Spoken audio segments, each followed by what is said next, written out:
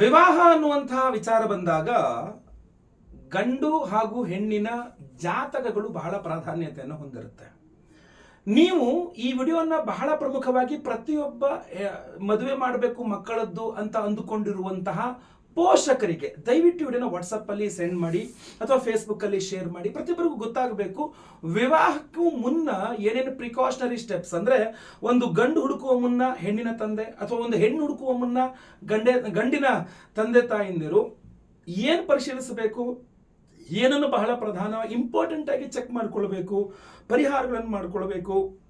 ಯಾಕೆ ಅಂದ್ರೆ ಒಂದು ವಿವಾಹ ಆದ ನಂತರ, ಯಾಕೆಂದ್ರೆ ನಂತರ ಸುಮಾರು ಜನ ಬರ್ತಾರೆ, ಈಗ ಹೆಣ್ಣಿನ ತಂದೆ ಬರ್ತಾರೆ ಅಥವಾ ಗಂಡಿನ ತಂದೆ ತಾಯಿ ಯಾರೋ ಬರ್ತಾರೆ, ಸ್ವಾಮಿ ಮದುವೆ ಮಾಡ್ಬಿಟ್ಟಿದೀವಿ ನಾವು, ಆ ಟೈಮಲ್ಲಿ ನಮ್ಗೆ ಯಾರು ಹೇಳಲೇ ಇಲ್ಲ, ಈಗ ಇವರಿಬ್ಬರದು ಗಲಾಟೆ ಸುಧಾರ್ಸಕ್ ಆಗ್ತಾ ಇಲ್ಲ, ತುಂಬಾ ಸಮಸ್ಯೆ ಆಗೋಗಿದೆ, ಅಥವಾ ಏನೇನೋ ಒಂದಿಷ್ಟು ಸಮಸ್ಯೆಗಳು ತರ್ತಾರೆ. ಕ್ಯಾರೆಕ್ಟರ್ಸ್ ಮ್ಯಾಚ್ ಆಗ್ತಾ ಇರೋದಿಲ್ಲ, ಅವರ ಗುಣ ಸ್ವಭಾವಗಳು ಮ್ಯಾಚ್ ಆಗ್ತಾ ಇರೋದಿಲ್ಲ, ಅವ್ರು ಮಾಡ್ಕೊಂಡಿರೋ ಎಡವಟ್ಟುಗಳು ಮ್ಯಾಚ್ ಆಗ್ತಾ ಇರೋದಿಲ್ಲ. ಸೊ ಇದರಿಂದ 2-3 ತಿಂಗಳ ಒಳಗಡೆನೆ ಮಗಳು ಮನೆಗೆ ಬಂದ್ಬಿಡ್ತಾಳೆ, ಅಥವಾ ಅಳಿಯ ಮಗ ಈ ಹುಡುಗಿನ ಬೇಡ ನಂಗೆ, ನಿನ್ನ ಸೊಸೆ ನಂಗೆ ಬೇಡ, ಅವ್ನು ಡಿವೈಸ್ ಮಾಡ್ತೀನಿ ಅಂತ ಇರ್ತಾರೆ. ಈಗಿನ ಕಾಲದಲ್ಲಿ ಡೈವರ್ಸ್ ಅನ್ನೋ ವಿಚಾರ ಕಾಮನ್ ಆಗ್ಬಿಟ್ಟಿದೆ. ಸೊ ಅದರಿಂದ ಅಲ್ಲಿ ತನಕ ಹೋಗಬಾರ್ದು ಅಂತಂದ್ರೆ ತಂದೆ ತಾಯಿಂದ್ರು ಒಂದಿಷ್ಟು ಪ್ರಿಕಾಷನರಿ ಸ್ಟೆಪ್ಸ್, ಅಂದ್ರೆ ಒಂದಿಷ್ಟು ಮುನ್ನೆಚ್ಚರಿಕಾ ಕ್ರಮಗಳನ್ನು ತೆಗೆದುಕೊಳ್ಬೇಕಾಗ್ತದೆ ಮಕ್ಕಳ ಮದುವೆ ಮುಂದೆ ಇದ್ದಾಗ. ಅದರಲ್ಲಿ ಮೊಟ್ಟ ಮೊದಲನೇದಾಗಿ ನಿಮ್ಮ ಮಗ ಅಥವಾ ಮಗಳನ್ನ ಮದುವೆಯನ್ನು ಮಾಡಬೇಕು ಅನ್ಕೊಂಡಿದ್ದೀರಾ, ಅವರ ಜಾತಕ ಪರಿಶೀಲನೆಯನ್ನು ಮಾಡಿಸಬೇಕಾಗ್ತದೆ. ಕೇವಲ ಕೇವಲ ಕೇವಲ ಹೆಸರು ಬಲದ ಮೇಲೆ ನೀವು ಮದುವೆ ಮಾಡ್ಲಿಕ್ಕೆ ಹೋಗ್ತಿರಲ್ಲ, ಅಲ್ಲೇ ತಪ್ಪಾಗ್ತಕ್ಕಂಥದ್ದು.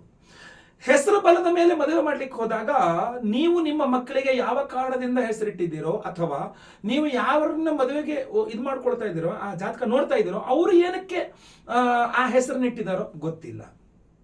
ಅಲ್ಲೇನೋ ಒಂದು ಹರಕೆ ಮಾಡ್ಕೊಂಡಿರ್ತಾರೆ, ಮಗು ಹೆಣ್ಣು ಮಗು ಆದ್ರೆ ಈ ಹೆಸರು ಇಡ್ತೀನಿ ಅಂತನೋ, ಗಂಡು ಮಗು ಆದ್ರೆ ಈ ಹೆಸರು ಇಡ್ತೀರೋ, ಆ ಹೆಸರು ಇಟ್ಬಿಟ್ಟಿರ್ತಾರೆ. ಆ ಹೆಸರಿನಲ್ಲಿ ನಕ್ಷತ್ರದಲ್ಲಿ ಹುಟ್ಟೇ ಇರೋದಿಲ್ಲ ಆ ಮಗು.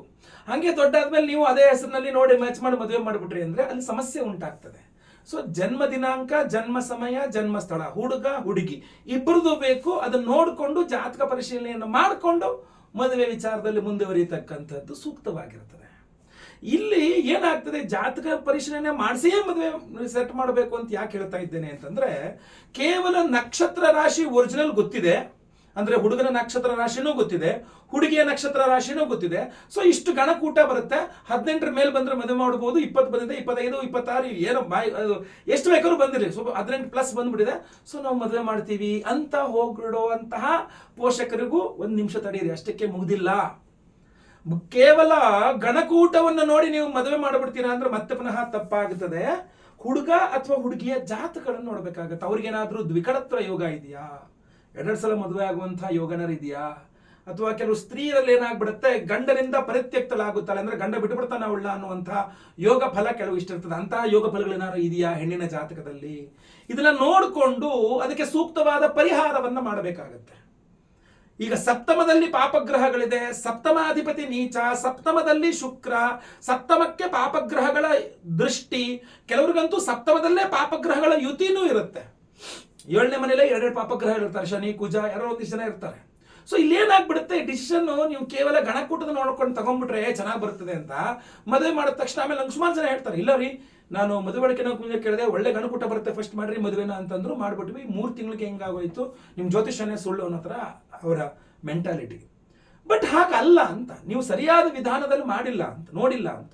ಸೊ ಆಕ್ಚುಲಿ ನೀವು ಜಾತಕವನ್ನ ಇಬ್ಬರದು ಜಾತಕದ ಕನ್ಸಲ್ಟೇಷನ್ಸ್ ತಗೊಂಡು 2 ಜಾತಕವನ್ನ ಮ್ಯಾಚ್ ಮಾಡಿ ಈ ಜಾತಕಕ್ಕೆ ಈ ಜಾತಕವನ್ನ ಮ್ಯಾಚ್ ಮಾಡಬಹುದಾ, ಮಾಡಿದರೆ ಮುಂದೆ ದಾಂಪತ್ಯ ಚೆನ್ನಾಗಿರುತ್ತಾ, ಮುಂದೆ ಸಂತಾನ ಆಗತ್ತಾ. ನಮಗೆ ಜ್ಯೋತಿಷದಲ್ಲಿ ಈ ಮದುವೆ ಮ್ಯಾಚಿಂಗ್ ಅಂತ ಬಂದಾಗ ಮೊದಲು ನೋಡಬೇಕು ಅಂತ ಹೇಳಿರುವಂತದ್ದೇ ಸಂತಾನದ ವಿಚಾರಗಳು. ಸಂತಾನ ಆಗತ್ತೆ ಈ ದಂಪತಿಗಳನ್ನ ಇಬ್ಬರನ್ನ ಮದುವೆ ಮಾಡಿದ್ರೆ ಅಂದ್ರೆ ಮಾತ್ರ ಮುಂದುವರಿರಿ ಅಂತ ಇರುತ್ತೆ. ಓಕೆ ಅಂತ ಹೇಳಿದ್ರೆ ಹೇಳ್ಬೇಡಿ ಅಂತ ಹೇಳ್ತಾರೆ ನಮ್ಮ ಶಾಸ್ತ್ರದಲ್ಲಿ. ಯಾಕೆಂದ್ರೆ ಸಂತಾನ ಬಹಳ ಪ್ರಮುಖವಾಗಿರುತ್ತೆ, ವಂಶಾಭಿವೃದ್ಧಿ ಆಗಬೇಕು. ಅದು ಹೆಣ್ಣುಟ್ಲಿ ಗಂಡುಟ್ಲಿ ಸಂಬಂಧ ಇಲ್ಲ, ಒಟ್ಟ ಅಲ್ಲಿ ಸಂತಾನ ಅನ್ನುವಂಥದ್ದು ಆಗಬೇಕು ಅನ್ನುವಂಥದ್ದು ಉದ್ದೇಶ. ನೋಡಿ, ಇದನ್ನು ನೀವು ಗಮನಿಸಬೇಕಾಗಿರತಕ್ಕಂಥ ವಿಚಾರ. ಇಲ್ಲಿ ಏನಾಗ್ಬಿಡುತ್ತೆ, ಸಂತಾನ ಈ ಸಪ್ತಮದಲ್ಲಿ ಪಾಪಗ್ರಹಗಳು ಏನೂ ಇಲ್ಲ, ತುಂಬಾ ಚೆನ್ನಾಗಿದೆ, ಮದುವೆ ಮಾಡಬಹುದು ಅಂದರೂ ಸಹ ಗುರು ಚೆನ್ನಾಗಿಲ್ಲ, ಪಂಚಮಾಧಿಪತಿ ಚೆನ್ನಾಗಿಲ್ಲ, ಪಂಚಮದಲ್ಲಿ ಪಾಪಗ್ರಹಗಳಿದ್ದಾಗ ಸಂತಾನಕ್ಕೆ ಸಮಸ್ಯೆ ಆಗುತ್ತೆ. ಸೊ ಅವಾಗ ನಾವು ಹೇಳ್ತೀವಿ ಇವರಿಬ್ರದ್ದು ತುಂಬಾ ಚೆನ್ನಾಗಿ ಕೊಡ್ತಾ ಇದೆ, ಇವರಿಬ್ರದ್ದು ದಾಂಪತ್ಯ ತುಂಬಾ ಚೆನ್ನಾಗಿರುತ್ತೆ, ಆದ್ರೆ ಮಕ್ಕಳ ವಿಚಾರದಲ್ಲಿ ಇವರಿಬ್ಬರು ಮದುವೆ ಮಾಡೋ ಸಮಸ್ಯೆ ಆಗುತ್ತೆ, ಇದಕ್ಕೆ ಪರಿಹಾರ ಆಗಬೇಕು ಅನ್ನೋಂಥದ್ದು. ಸೊ ಆದ್ರಿಂದ ಈ ವಿವಾಹಾದಿ ವಿಚಾರಗಳು ಬಂದಾಗ ಜಾತಕ ಪರಿಶೀಲನೆ ಇಲ್ಲದೆ ಮುಂದುವರಿತಕ್ಕಂಥ ತಪ್ಪಾಗಿರ್ತದೆ. ಫಾರ್ ಸಪೋಸ್ ಕೆಲವರಿಗೆ ಜನ್ಮ ದಿನಾಂಕ, ಜನ್ಮ ಸಮಯ, ಜನ್ಮ ಸ್ಥಳ ಇಲ್ಲ, ಗೊತ್ತಿಲ್ಲ ಅಂದ್ರೆ ಪ್ರಶ್ನೆಶಾಸ್ತ್ರದ ಮುಖಾಂತರ, ಕವಡೆ ಹಾಕುವುದರ ಮುಖಾಂತರ, ನೀವು ಪ್ರಶ್ನೆಯನ್ನ ಕೇಳೋದ್ರ ಮುಖಾಂತರ ಈ ಹುಡುಗಿ ಅಥವಾ ಈ ಹುಡುಗ ಓಕೆನಾ, ಪ್ರಶ್ನೆಶಾಸ್ತ್ರ ಏನ್ ಹೇಳ್ತದೆ ಅಂತ ನೋಡಿಕೊಂಡು ಕವಡೆ ಹಾಕುಗಳ ಮುಖಾಂತರವೂ ಸಹ ತಿಳ್ಕೊಳ್ಬಹುದಾಗಿರ್ತದೆ.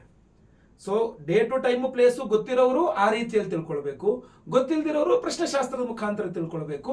ಒಟ್ಟಿನಲ್ಲಿ ಇದು ಎರಡೂ ಇಲ್ಲದೆ ಕೇವಲ ಹೆಸರು ಬಲ ಅಥವಾ ಕೇವಲ ಯಾವುದೋ ಒಂದು ಇದ್ರ ಮೇಲೆ ಮದುವೆ ಮಾಡಬೇಕು ಅಂತ ಮಾಡಿದ್ರೆ ಮುಂದೆ ಆಗಬಹುದಾದಂಥ ಸಮಸ್ಯೆಗಳನ್ನ ಪೋಷಕರೇ ಅನುಭವಿಸ್ಬೇಕಾಗ್ತಾರೆ, ಅವರು ಅನುಭವಿಸ್ಬೇಕಾಗ್ತಾರೆ, ದಂಪತಿಗಳು ಸಹ, ಆಯ್ತಲ್ವಾ. ಸೊ ಆದ್ರಿಂದ ನಿಮ್ಮ ಮೇಲೆ ಅಂದ್ರೆ ಪೋಷಕರ ಮೇಲೆ ಎಲ್ಲ ನಂಬಿಕೆಯನ್ನು ಹಾಕಿ ಮಕ್ಕಳು ಕೂತ್ಕೊಂಡಿರ್ತಾರೆ, ನೀನು ಯಾರನ್ನು ತೋರಿಸಿ ಮದುವೆ ಆಗ್ತೀನಿ ಅಂತಂದಾಗ ನಿಮ್ಮ ಜವಾಬ್ದಾರಿ ಆಗಿರ್ತದೆ ಒಳ್ಳೆ ಜಾತಕವನ್ನು ನೋಡಿ ಒಳ್ಳೆ ನೀತಿಯಾಗಿ ಮ್ಯಾಚ್ ಮಾಡಿ ಮಾಡಬೇಕಾಗ್ತದೆ. ಆದ್ರಿಂದ ದಯವಿಟ್ಟು ವೈಯಕ್ತಿಕ ಜಾತಕ ಪರಿಶೀಲನೆಯನ್ನು ಮಾಡಿಸದೆ ನೀವು ವಿವಾಹ ನಿಶ್ಚಯಗಳನ್ನ ಮಾಡಬೇಡಿ.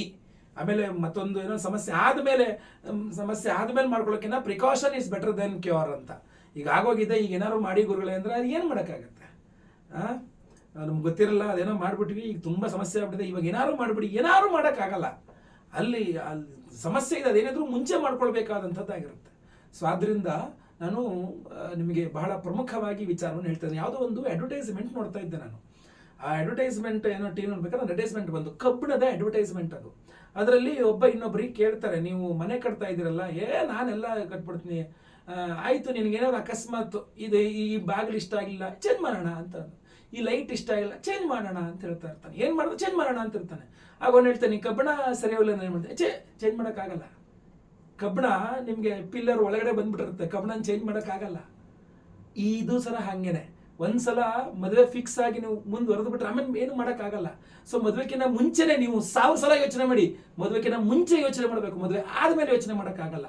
ಸೊ ಅವಾಗ ಪರಿಹಾರಗಳು ಅಂತ ಓಡೋಕೆ ಆದರೂ ಅದು ಬೇರೆ ಥರ ಆಗ್ಬಿಡುತ್ತೆ. ಸೊ ಅದರಿಂದ ಮುಂಚಿತವಾಗಿ ಜಾತಕ ಪರಿಶೀಲನೆಯನ್ನು ಮಾಡಿಸಿ ನಂತರ ವಿವಾಹವನ್ನು ಮಾಡತಕ್ಕಂಥದ್ದು ಸೂಕ್ತವಾಗಿರ್ತದೆ. ವಿಡಿಯೋ ಇಷ್ಟ ದಯವಿಟ್ಟು ಲೈಕ್ ಮಾಡ್ಲಿಕ್ಕೆ ಮರಿಬೇಡಿ. ಪ್ರತಿಯೊಬ್ಬ ಪೋಷಕರಿಗೂ ಸಹ ಮಕ್ಕಳ ಮದುವೆ ಮಾಡಬೇಕು ಅನ್ಕೊಂಡಿರೋ ಪೋಷಕರಿಗೆ ಈ ವಿಡಿಯೋ ರೀಚ್ ಆಗೋ ಥರ ವಾಟ್ಸ್ಆಪ್, ಫೇಸ್ಬುಕ್, ಮೆಸೆಂಜರ್ ಕಡೆ ಶೇರ್ ಮಾಡ್ಲಿಕ್ಕೆ ಮರಿಬೇಡಿ. ಸಬ್ಸ್ಕ್ರೈಬ್ ಮಾಡ್ಕೊಳ್ಳಿ ಚಾನಲ್ನ ದಯವಿಟ್ಟು ಕಡೆ ಸಬ್ಸ್ಕ್ರೈಬ್ ಅಂತ ಬಿಡರಂತೆ ಸಬ್ಸ್ಕ್ರೈಬ್ ಮಾಡಿಕೊಂಡು ಬೆಲ್ ಬಟನ್ ಹೊತ್ಕೊಂಡು ಆಲ್ ಅಂತ ಮಾಡಿ ದಯವಿಟ್ಟು ಮರಿಬೇಡಿ. ಮುಂದುವರಿದಲ್ಲಿ ಮತ್ತೆ ಸಿಗ್ತಾನೆ. ಎಲ್ಲರಿಗೂ ಸಹ ಒಳ್ಳೆಯದಾಗಲಿ. ಲೋಕ ಸಮಸ್ತ ಸುಖಿನೋ ಭವಂತು. ನಾರಾಯಣ ನಾರಾಯಣ ನಾರಾಯಣ.